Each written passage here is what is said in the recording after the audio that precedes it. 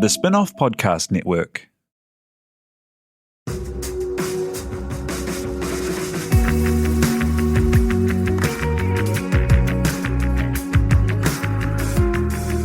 You're listening to Business is Boring, a podcast that reckons it's anything but.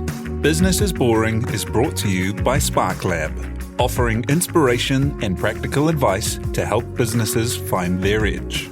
To hear more about SparkLab, including details about the latest events, workshops, and business tools, visit sparklab.co.nz. And now, here's your host, Simon Pound. Kia ora koutou katoa, and welcome to Business is Boring. People are very good at pattern matching. They see examples of what, say, a successful business person looks like, and then they find more of those to back. But when systems entrench power and opportunity, pattern matching gets broken, and you end up where we are now, where 80% of VC-backed companies are run by men. The answer to this problem is to change the system, and that's what today's guest is working to do. Jenny Rudd is an investor, founder and mentor who works to create more opportunity for founders that don't fit the old patterns. She's worked with Shio, Teresa Gatting, Startmate, and on the board of Enterprise Angels to change the face of investment, following a successful career in trading and media entrepreneurship.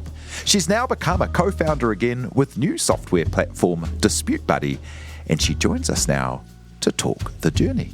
Tanakwe, thank you for being here, Jenny Rudd. Hi, Simon. It's so funny saying hello to each other when we've already been talking. You're giving out the secrets of behind the scenes of podcast land. Hey, so tell me about your journey into business. And starting first with being a trader. What was that environment like? And what was it like being the first woman trader on the floor? Well, your first bit was, what was it like? I think lots of people say, is it like the movie Wolf of Wall Street? And that would be a hard yes. Yeah. So it was very loose, very wild. It was sort of a cross between being in a boys' dormitory at a public school in Britain and lots of money and lots of loose morals sort of floating around. It was really, really, really good fun. I mean, so the way I'd got into it was I'd been to university. I studied economics at university, and when I came out, I sort of really had no idea what I wanted to do. And actually, one of my friends had applied for this job as sports betting trader at Sporting Index. I just went with him down to London to go and apply for this job, and I just decided to apply at the same time. I didn't really want the job, but I ended up getting it. I think there was about 20 young men all applied, and I got the job. When I got onto the trading floor, I became very keenly aware that I was the only woman there. I think the trading floor was about 20 or 30 of us. By the time I left, about 5 or 6 years later, there was maybe 50 of us, and I was still the only woman there. And I think they probably got one afterwards. But it was really interesting. Boys all together do not act like half boys and half girls do. Similarly, all girls don't act like, we all act differently if there's no other gender in the mix. There was probably quite a reasonable amount of drugs and sex and booze and everything. I don't know how much I can say on a podcast that's reasonable, frankly. Let me just say that you come out with zero transferable skills is what you come out with. You can do sums really, really quickly and probably not a lot else. And funnily enough, if I sort of roll right back to the beginning and think like, well, why did I get in there in the first place? My environment when I grew up was my dad was a fighter jet pilot in the Air Force and my mum was a teacher, so they were both state employed. And we basically sort of travelled around the world with my family, and they kind of got posted between every 1 and 3 years to different places around the world.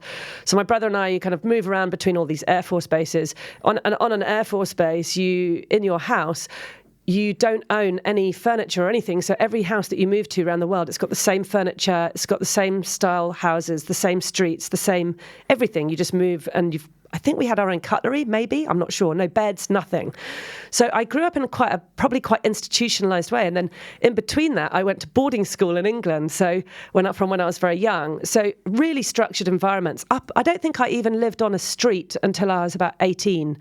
like a civilian street. So I popped out into the world, and then I went straight to university, and I thought that was like representative of the real world, which it clearly isn't. I went to university in Cambridge in the UK, Cambridge Poly, not the university. And so that was my first like experience of living amongst normal people, civilians on streets and things. So and then, at university, it's a fairly closeted environment as well. I went to France and I did a degree in France as well in commerce extérieur, but in Clermont-Ferrand, which was awesome. But by the time I popped out at the end of university, so I was in my mid-20s, I still had no real understanding of anything vaguely commercial. I mean, even on an RAF base, if you want to buy food, you go to the NAFI, and it's the same shop everywhere around the world in every place. There's no real understanding of commerce, like growth of value and exchange of value. So even when I left university in my mid-20s, then I went to Sporting Index. That kind of wasn't really the real world either.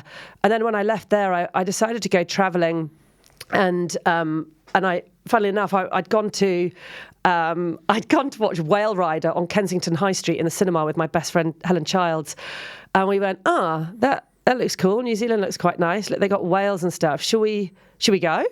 And so that's how I decided.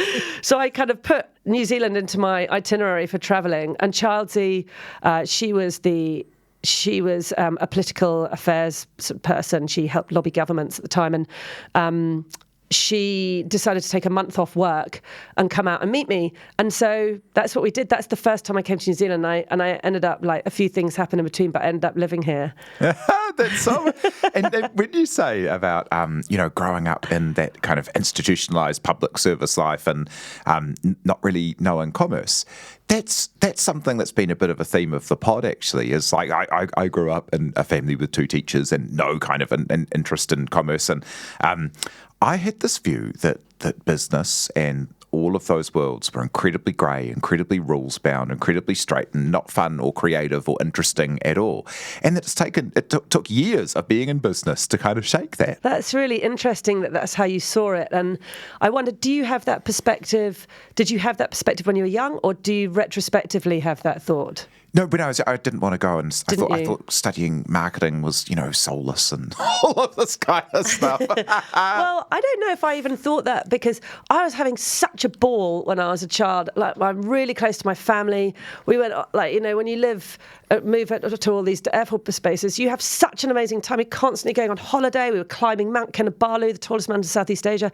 It's my parents' idea of like a Rudd family holiday is to like climb a massive mountain, like go sailing across oceans. So we had a really exciting, outdoorsy, global life. And then when I came home, I say home, when I went back to school each term time, I had this massive pool of amazing women, young people that I was growing up with. And actually, ambition was big. Like in my young life, I don't know if I really knew what business was, but I knew what ambition was. I was surrounded by, 1,200 amazing young women. My headmistress was a woman. Margaret Thatcher was running the country. My boarding house, was run by two women who were looking after 60 young girls. As far as I was concerned, like, girls really did kind of like rule the world that I lived in. And I remember talking a lot about ambition when I was young, but I had no understanding of what that looked like. Like, I didn't really understand about walking into a job or anything. My dad, I made a bit of a mess of my A-levels, and my dad helped me to apply through something called clearing in England, where it's basically all the people that have failed get to go and apply for all of the places that are left on the university courses. And this one particular course had just been built so no one had a chance to apply for it, and I got the opportunity to go on it. So it was this economics course. I was like, the fuck is economics? I don't know what that is. Anyway, my dad was like, I think you'll like it. And I was like, I don't know. Anyway, even though we had a very kind of institutionalized life when we were young, we had a huge amount of debate in my family. We problem solved a lot. We talked a huge amount. Debate was a massive part of our life. Conversations, talking about the world, how things worked. So I think even though I didn't know a lot about business, I knew a huge amount about problem solving and learning and being interested in the world. And one of your kind of first business forays in New Zealand, a very successful foray, was in running the magazine Uno. Tell us how you came to be in Tauranga and playing that place in the community? Well, that is such a funny story how we bought Uno. So I was living in Tauranga. I'd been here for quite a while. My ex-husband's family live here, which is why we'd settled here. But in that time, we are not together anymore. And I'd met Matt, my full and final upgrade. I made a superb choice for second time round. Matt and I were leaving a friend's dad's funeral. And at the time, I was doing some freelance writing. I didn't really know what I was going to do. I had no idea how I was going to engage as a working person in New Zealand. I hadn't worked for quite a while. I'd been bringing my children up. And I'd been doing some sort of freelance writing, which I was cobbling together myself. And then I'd written an article for Uno because I knew the owner. And Matt and I were leaving this funeral. And I opened my phone and there was an email from Andy Martin, who owned and started Uno, and said, "Hey, Jen, thanks for the feature, blah, blah, blah. I'm thinking of selling Uno." And I turned around to Matt and was like, "Oh my God, let's buy it." And he was like, maybe. Anyway, we went down, we met Andy, and it was sort of falling to bits. It was a really well-loved brand in the Bay of Plenty, but he'd owned it with his father, and his father passed away a few years earlier, so he'd really lost the love for it. So it was really falling to bits. Luckily, because I knew absolutely fuck all about business, I had no concept of what you're buying a failing business meant. So I was like, yay, I'm so excited. So we bought this beautiful brand, but like on its last legs, and basically built it from the ground up. We kind of walked in. There was nothing. There was no office really. The designer had left because there was just nothing. There wasn't even a CRM. There was just nothing. Piles of paper and stuff like that. So it was great because even though Matt and I had never worked in a magazine before, we got to build something that was exactly what the readers and the customers wanted, which was essentially something beautiful to make them feel proud of where they lived. That was really the whole vision for it. And we grew it into this really successful business and sold it 6 years later at a huge multiple and kind of life-changing amount of money at the time. And in it, we learned so much. Oh my God, we learned so much. Not least, we got these like crazy opportunities, like we met amazing people. Because everyone that we interviewed basically excelled in their chosen field. Gives you an extraordinary understanding of what the economic picture of your region looks like, because everybody wants to talk to you, whether they own a charity, a business, they're part of the government, whatever, and everybody wants to talk to you and tell you about their stuff. So you have a real sense of like how the ecosystem works. And then we got an opportunity I joined something called SheEO, which at the time I was looking for a kind of group of like-minded people. I was like, I want to run my business with kindness at the core. So I was looking around for people that were operating their business with kindness. And it sounds quite normal now, but in 2015, that wasn't really a thing. That sort of sounded quite dumb. And then I ended up going for lunch with Teresa Gattung, and she was there because she was the country leader of SheEO, which is a model which supports women-led businesses. And she started talking about it, and she used this phrase radical generosity quite a lot. And I was like, that's it, I'm in. And so that started a long and really fun friendship with T. And it also started my path into investment, but which I'll come back to. But the funny thing was that I started off SheEO. I was putting money into this fund, which basically gets loaned out to women-led businesses, and they can pay the money back into the fund, use the money to grow their business, and then pay the money back in the fund on a 0% loan. And in doing this, I got really excited by it. I loved meeting the other women-led businesses in the group. And then Teresa asked me to MC the big kind of gala day that they had to announce the businesses that had won the funding. And I went up and I emceed the gala day. And the founder of SheEO, Vicky Saunders, this extraordinary kind of visionary woman, had come over from Canada where she'd set it up. And when we were chatting at dinner afterwards, she said, "Oh, what do you do?" And I told her about Uno and how much we love small businesses. And she said, "We should do a magazine, a SheEO magazine." And I was like, oh my God. So that's what we did. Matt and I, we went back to the Uno office and we basically designed and we delivered this global magazine that featured the biggest businesswomen in the world. And we went to Los Angeles and shot Selma Blair at her house, Hollywood actress Selma Blair at her house, had her on the cover. At our launch in Toronto, we had Justin Trudeau, the Canadian Prime Minister. And what that taught me was in New Zealand, there's no gatekeepers. You can get to be the owner of a glossy mag very cheaply and very quickly. And then you can move across into another country. So like you can go to Canada, which we did, and they see you at the same level as like these huge magazine owners. And I was like, oh, that's so interesting how you can do that. And I've seen that and replicated it lots of times in New Zealand, where you can take advantage of the fact there's no gatekeepers in New Zealand, just ask lots of questions and meet people, and then suddenly abroad you're seen as at the same level, which really can catapult you into like a whole new level. That's so cool. Love that, eh? We're a market leader in New Zealand. Like, we may be the size of a suburb in your city. I didn't even say we were market leader. I own a regional magazine in a tiny region on the bottom, a tiny island on the bottom of the world. Hi, my name's Jenny Rudd. I'm the editor of Uno magazine. Oh, great. You can be the editor of Shio magazine and go to Selma Blair's house. Done. Yeah, that's so cool. And tell us about that that path into investment. As you know, Shio, and we've spoken to Teresa Gadding before, and about that project as well. Like that idea that the system isn't going to suddenly start funding women or non-male leaders of businesses at decent rates. It's going to have to be a group of people coming to make a new system.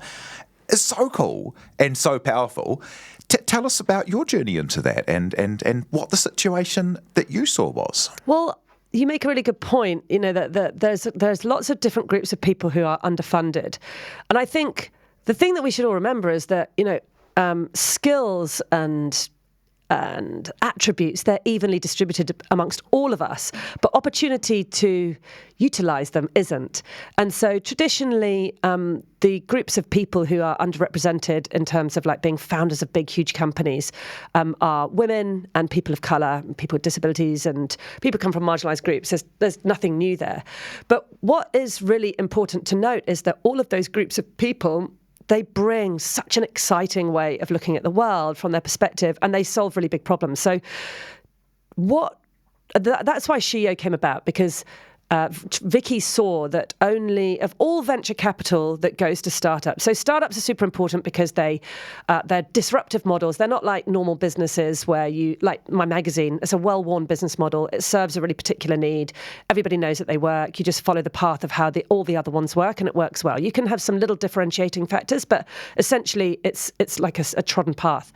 Startups, not really in trodden path. They're usually coming up with an idea to do something really quite differently. So it's really difficult, first of all, to get funding, because if you go to a bank and go, hi, I've got this really cool idea and it doesn't exist already, can I have $1 million to build the tech to do it? They go, probably not, thanks so much. But then that's where venture capital comes in, because they're comfortable with the risk of going, yes, I understand that you need $1 million, for example, upfront to build, say, the software before you can even have a single customer. They're comfortable with that level of risk. So venture capitalists, if you think about, well, who are the people who are VCs? They've got a lot of money. They have to have had a lot of money because they've got to have that level of, be able to afford to have that level of risk to lose it. And traditionally, because of the way our whole system has been built for the last 500 years, it's usually men who have that money because they've been the beneficiaries of the system. And so when people on investment committees make investment decisions, yes, there's lots of, are you very good at this job? Are you the right team to do it? But essentially, it's really difficult to overcome your primitive thing of, I want to invest in someone who looks like me. So that's why you often get the startup owners who look like the investors. And so you have to do some real big things to kind of shoehorn new things in the early stage. And to be clear, I'm not a man hater. You know, if it was all women that own money, we'd have the same bloody problem. We'd have to do the same thing to help other people come in. So that's a roundabout way of saying why it's important that we kind of do something else at the beginning. So we can see that in America, PitchBook, which is this owner of a lot of data across the global capital markets, they did some analysis of how much venture capital was going to women-led businesses and male-led businesses. And they discovered if you add up all of the dollars of all of the venture capital that's been invested into startups in America, 80% of all of those dollars has gone to startups with male-only founding team. And what that means is the founder team are usually the people that own most of the business and that they've started the business. So 80% goes to male-only founded teams. 2%, a measly 2% goes to female-only founded teams. If you're a woman of colour, that is a 0.something, 0.something%. So it's just out of balance. So we know that happens in America. actually, we looked at, Teresa and I looked around in New Zealand for the same stats, and we couldn't find any. So we've done it ourselves. We have done a huge piece of data across public and private markets. And I just would love to shoehorn in the people who also believe in what we're doing, which is Enterprise Angels, which is the angel investing group in Tauranga that I'm on the board of. They have helped support this financially. Craig's Investment Partners, even though they're not in the startup world, they recognise that this is important. They've helped fund us. And Global Women have also helped. But predominantly, T and I have funded it ourselves. Yeah, that's so cool. And being able to demonstrate that, the system of pattern recognition that's only ever had one pattern to draw from gets you into this position, and then get the data around how things are cooked. What are the next steps? Like, how do you help to create, you create exemplars like the organisations that you've been part of, and like people like Global Women who, create new systems, but how do you get the big system to change? That's a really good question. So this project that T and I have been doing to try and level the playing field in New Zealand, because there's lots of stats around the world that demonstrate why it's important. So the UN Organisation for Women, they showed that if we invested in female entrepreneurs at the same level as male counterparts, $32 billion would be added to the New Zealand economy. I mean, that's a massive amount. No one loses anything. We just gain everything. When gathering this data, I started looking around the world to go, well, who else is doing stuff like this? And this is another classic thing. It's just me and T literally tinkering about on a computer trying to work out the data, and we get access to all these amazing people. So Alison Rose, who's the CEO of NatWest in the UK, she has for the last few years done something called the Rose Report, where she's trying to tackle exactly this issue. How do we get more female entrepreneurs? Another lady called Dame Helena Morrissey, who's like this Jedi in the UK, who's created a huge amount of global change around women on boards. She has said that she's happy to be introduced to us to support us with this. A guy called Angus Foote, who runs CityWire, which is quite a similar outfit to PitchBook, where they gather data. They did a big piece of data. They did run a big piece of data in the UK. They were looking at fund managers. So a fund is any like a big body of money that the public and anybody could put money in, and it gets invested in business and things to grow. So any fund, what percentage of those funds are being managed by men and what percentage are being managed by women? Because that's important, because they're the ones that get to choose the businesses that get invested in. So they are essentially deciding the direction of our world if they're deciding the businesses that get invested in. In New Zealand, we have the worst percentage in the world of 3% of our fund managers are managed by women. Australia's 9%. United Arab Emirates, 25%. Brazil and Mexico and Portugal, they're all around the 9%. So we are really falling at the bottom. So I've been working with a lady called Rebecca from Launch Vic. So it's like the state-funded body that kind of supports startups in Victoria in Australia. They're working with us. Everybody's really excited to see how we're going to do. Me and T have got a plan to change this landscape. We are in the process of working with some different bodies at the moment. We'll definitely have some news on it in the future. Awesome. We'll be back in a moment to talk changing the face of business, Dispute Buddy, and what's next with Jenny Rudd.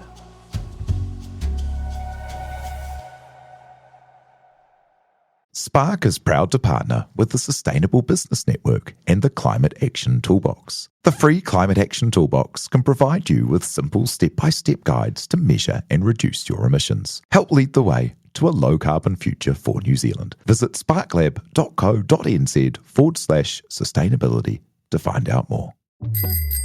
Ready to rediscover the joys of cycling? With over 300 kilometres of cycle paths across Tāmaki Makaurau, jumping on your bike and going for a ride is such a fun way to discover the city from a different perspective. Cycling is getting more and more popular across Auckland, so now's a great time to join the hype and give cycling a go. Head to at.govt/cycling to find your nearest cycleway today.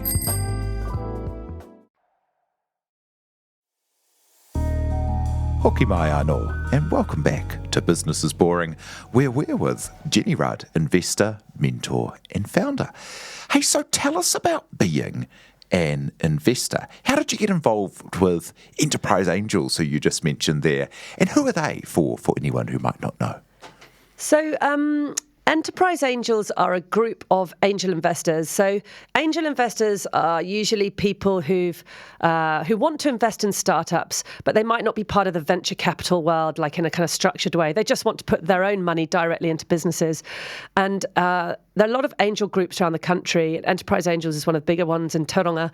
And what happens is you all come together in a membership group. And then the CEO, a lady called Nina Lievra, who's absolutely amazing. We're very lucky to have her. Her and her team get groups of startup founders to come and pitch on pitch nights. So we have a pitch night once a month.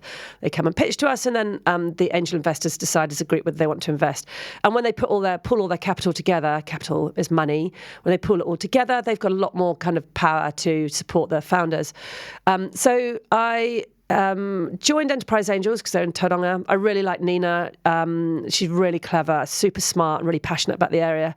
And then I joined the board about 6 months ago, I think now. That's been really exciting. And one of the things that I do as well in the ecosystem is Enterprise Angels and the Venture Centre, which is like a startup ecosystem thing in Tauranga, they run something called the Angel Drop-In Clinics.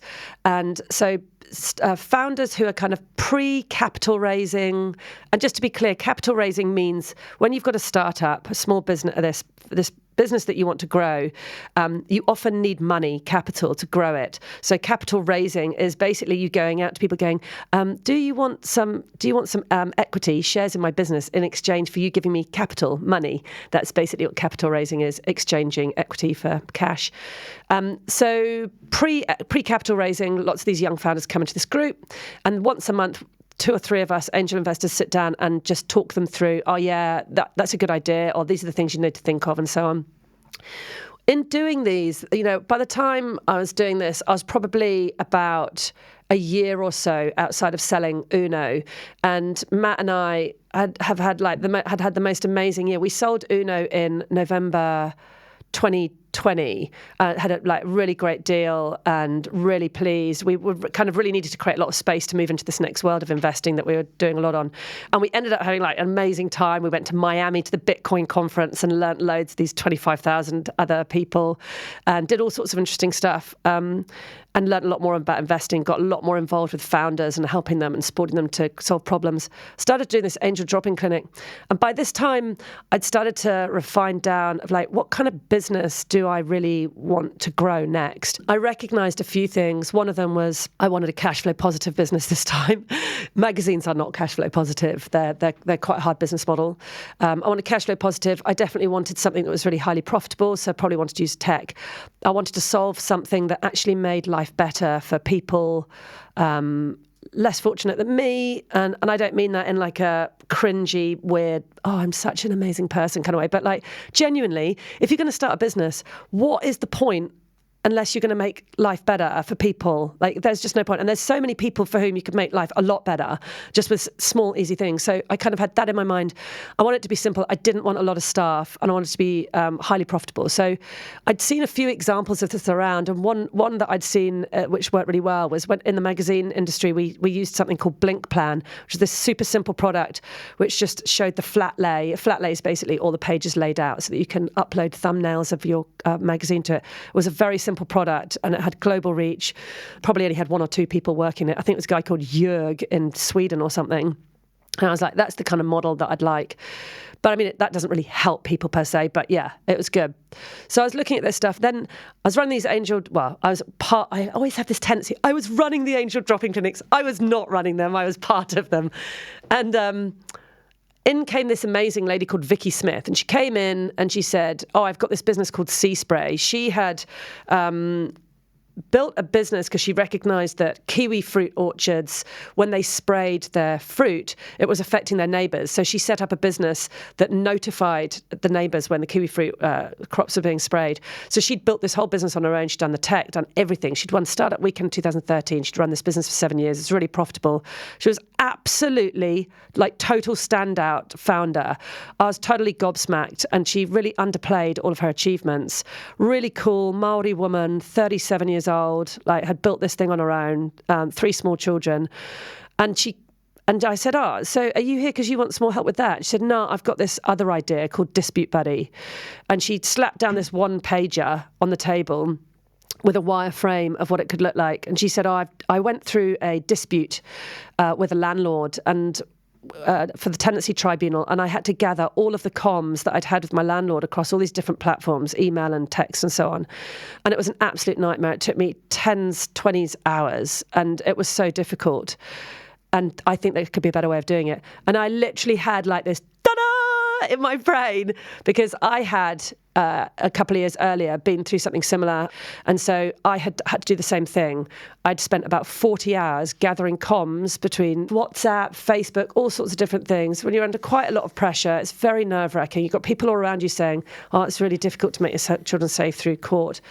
And it took me so long. And I was like, well, I'm a magazine editor and I own my own business. If this is hard for me, how hard can it be for other people? So Vicky and I have joined together and we have formed Dispute Buddy together.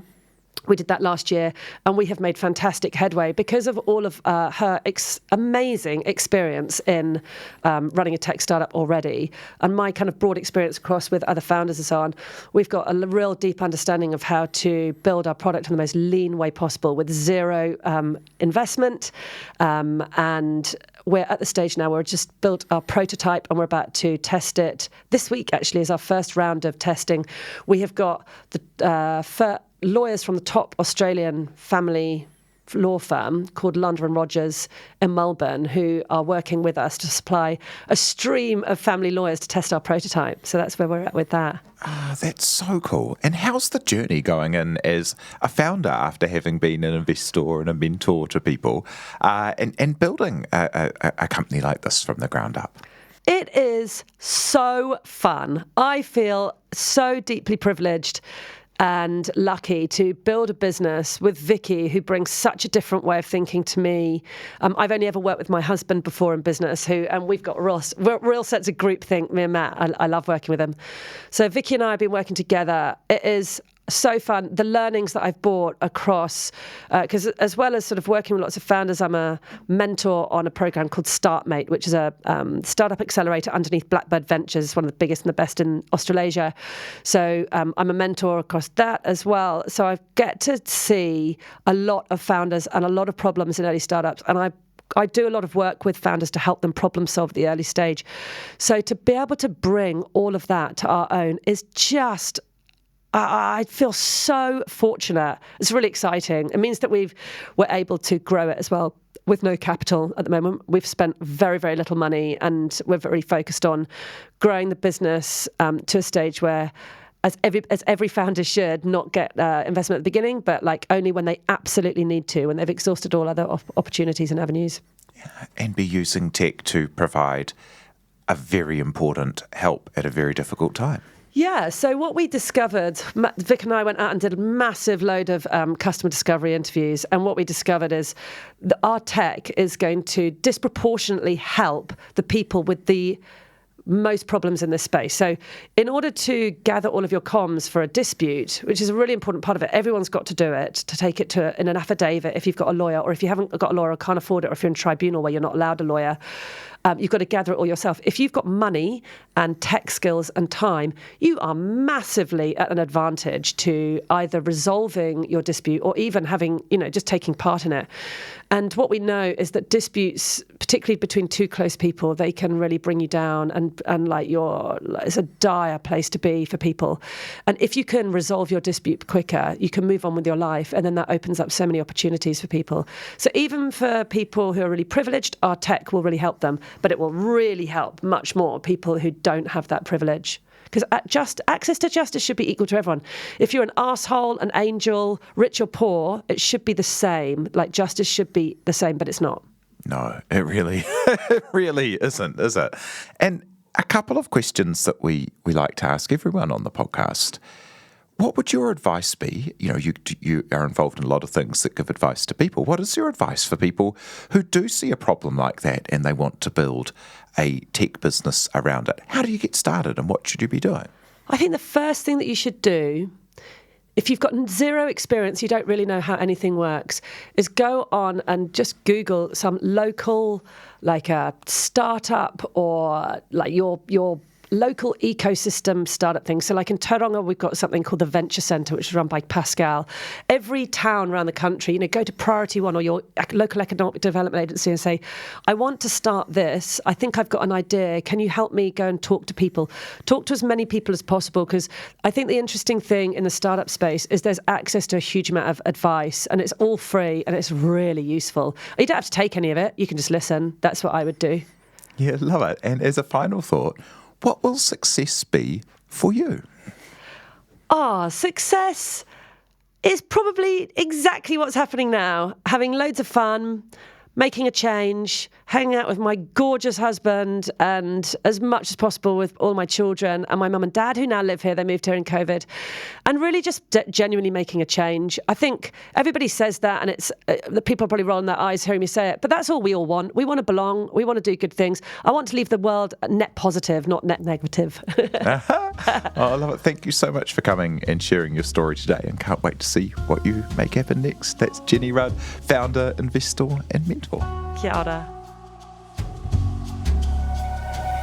So thank you to Jenny Rudd, to you for listening, and for everyone who helps make this happen, like our producer, Te Aihe Butler. Do follow Business is Boring wherever you get your podcasts, and be sure to rate and leave a review if you like what we do. E noho rā. From the Spin-Off Podcast Network, that was Business is Boring, brought to you by SparkLab. Make sure you're following Business is Boring wherever you get your podcasts. And for more information on SparkLab, visit sparklab.co.nz.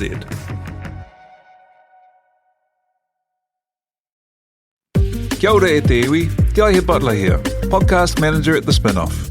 If you enjoy listening to our podcasts, consider supporting our mahi by signing up to become a Spin-Off member at thespinoff.co.nz/donate. The Spin-Off Podcast Network.